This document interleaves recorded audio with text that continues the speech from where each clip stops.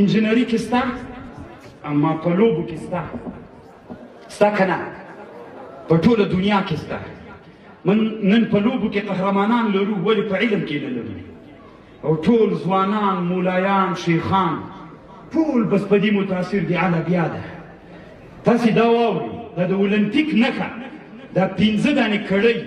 یو په بل کې چې باندې دي دا د وحدة الادیان مفکوره د علماو یو کتاب ده لعب بکرة القدم خیر د علماو دا کتاب که دغسې نسئ پیدا کوئ انټرنیټ کې وګورئ لعب بکرة القدم ټوله فلسفه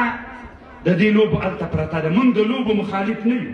موږ خپلې لوبې درلودلې د عزت و د شجاعت لوبې ولې هغه ورکې سولې ولې هغه د خوسي لوبه داسې ببره لوبه وه داسې شجاعه لوبه وه د غېږې لوبه داسې د شجاعت لوبه وه کفري نړۍ موږ ته تاسې فکر ونه کوئ چې دي کفري نړۍ کافران به په دې نه کې ناسته دي چې مسلمانانو ته داسې لوبې ورړو چې دوی نه هغه هیبت و دبدبه یوس نن یې موږ نه هیبت و دبدبه وړې ده موږ په څه لګیا یو ته وایي لږ الله به رحم کړي پلانکی ملام چې غږېږي ډېر دا میډیا ډېر خوند ورکوي چې ځان مشهور کړي ما کوه علماو داسې موږ ډېر مسؤلیتونه دي راځئ په دغه کښېنو چې موږ څنګه وکړی شو چې خپل ملت ته په سوونو لوبو کې یوه لوبه انتخاب کړو داسې لوبه انتخاب کړو چې خپل ځوان نسل کې شجاعت او اسلامي فکر ور واچوو فروسیت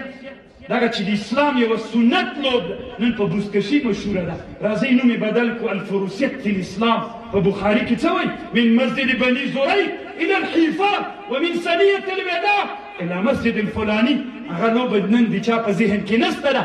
ځکه هم شجاعت نن ځوانانو کې نسته ده د ځوانانو فکریه داسې جوړه شوې چې باید د ما او د جلۍ په مابین کې فرق نه وي نو که خبرې ډېر رانه اوږدې سوي بښنه غواړم السلام علیه علماو بیا مو وایي مسؤلیت مو ډېر ده قسم د الله ډېر غیرتي ذات ده هغه مو وږي نه پرېږدي خو علماو ډېر مسؤلیت مو ده السلام علیکم ورحمة الله وبرکاته